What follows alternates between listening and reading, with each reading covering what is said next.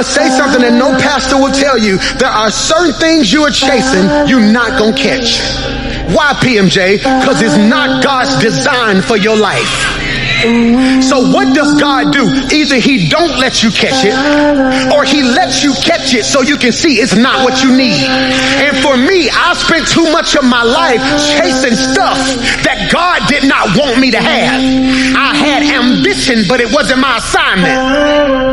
Michael, I had ambition, but it wasn't my assignment. And in 2026, I am only pursuing what God wants me to pursue. Because I've discovered if I pursue God, what I'm chasing will start chasing. Sacrifice isn't a loss, it's an investment.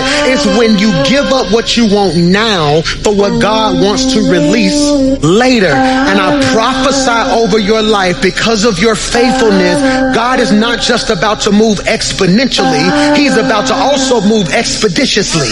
You don't even know when to say I received that. I'm going to say it again. I prophesy over your life that in 2026, God is not just going to move exponentially, he's going to move expeditiously. You didn't shout because you probably don't know the definition. Exponentially mean he gonna do a whole lot. Expeditiously mean he gonna do it real quick. And your don't even high five your neighbor right there, because if they ain't faithful, that ain't their word. But if you got enough faith to believe that I was not faithful and committed in 2025 for no reason, God's about to do it expectant. Look down your row and say, that's my word. I don't know if it's yours. Tell him, I don't know if you've been committed. I don't know if you've been faithful. I don't know if you prayed when it was hard. I don't know if you tithed when you could have kept it. I don't know if you was nice to nasty people. I don't know if you talked to God every morning. But as for me, I may not have been perfect, but I was giving God everything that I had. And I prophesy over your life, 2026, 2 E's, exponentially and expeditious. Pastor Mike, I want to shout with you, but you being super spiritual. God ain't going to do nothing exponentially, and he's not going to do it expeditiously. You are looking at the evidence of what God can do. I'm not supposed to be where I'm at this quick, but God knows how to do a whole lot. And the reason you don't believe is because you don't have hope. And that's why I told you last week, I'm giving you the gift of hope. The gift of hope is the divine ability to stay convinced. Preach, Mike. The gift of hope is the divine ability to stay convinced on the inside when nothing makes sense on the outside. Tell your neighbor, I gotta leave you right here because you ain't got enough faith for me. Because if I'm being honest, what's happening on the outside don't make sense right now.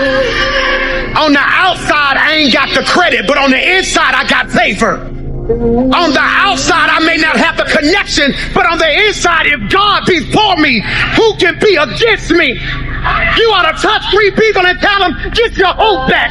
Get your hope back. Get your hope back.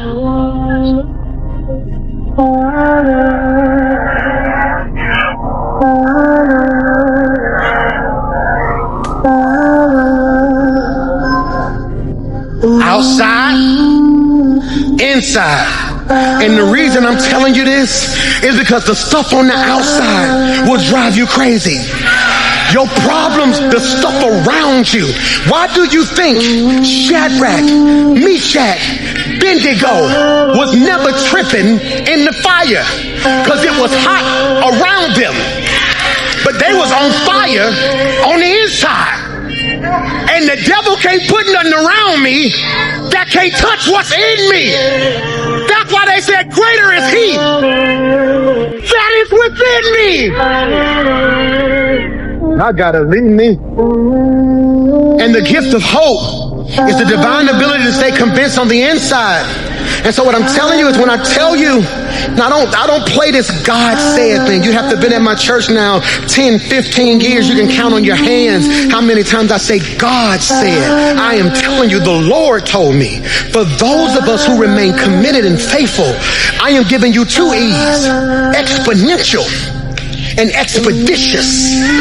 So hear me when I say this, because faith is now, Michael. Hope is next. Faith, I gotta run. It's when we believe God. Hope is when we expect God.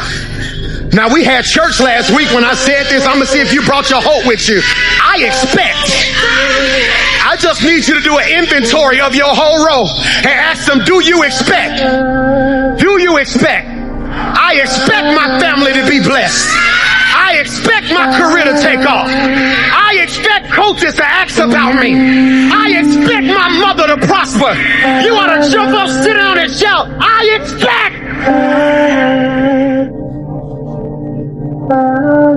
Hear me? I expect.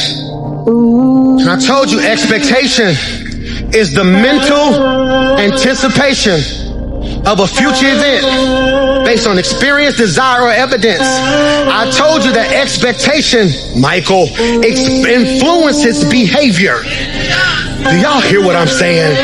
Expectation influences behavior. Expectation influences behavior, which means, y'all better help me preach this, if I really expect it, I should act like it. That's why you looking at your neighbor. That's why they confused. Because she looking at you. See, they looking at y'all like, why they shouting? They must be blessed. I ain't as blessed as I want to be yet. But I made a decision. I'm going to act like it before I actually hold it. That's why grandmama said, don't wait till the battle is over.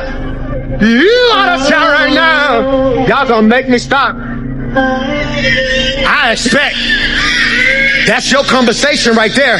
I expect. I don't care what they say on that job. Julian, I expect. Well, I heard they letting people off and they ain't giving no promotion. That's cool. But I expect. I heard they get ready to, I don't want to hear that. I expect. They said they done offering people. Yeah, that's cool. But I expect. Because God made me a promise. And before I take it back, I'll